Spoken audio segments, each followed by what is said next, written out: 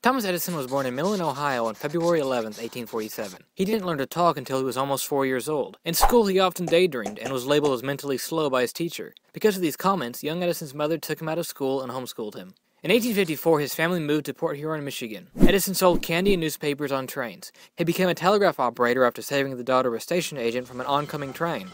He moved to Louisville, Kentucky in 1866 and became an employee of Western Union. Starting in 1872, Edison worked on the quadruplex telegraph system.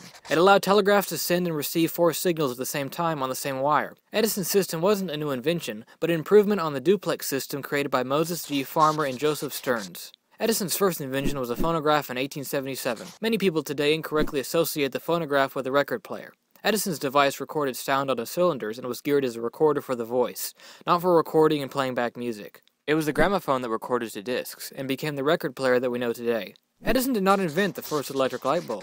He invented the first commercially practical incandescent light. Edison bought the patent on what was probably the first invented light bulb. Later, he came across Joseph Wilson Swan, who had developed and patented a working light bulb.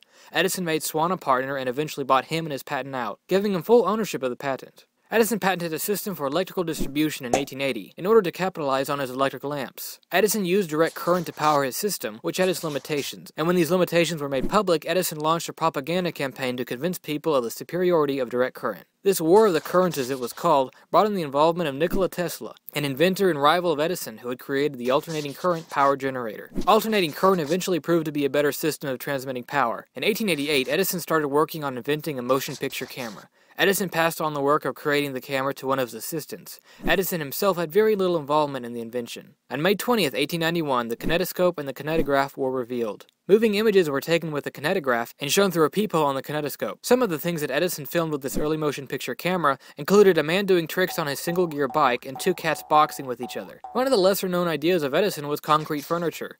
It came from a failed attempt at making concrete houses. Edison used what was supposedly a lightweight foam concrete to manufacture various home furnishings. Edison shipped out some of his furnishings to put them on display, but they arrived broken up. This caused Edison to close down his line of concrete creations for good.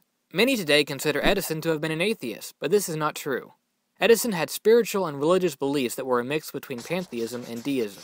Thomas Edison never really invented major breakthroughs. He took credit for the inventions of others, and most of his patents were modifications on already existing ideas. Edison was, however, a very good businessman, and used his business skills to improve on current ideas instead of inventing new ones.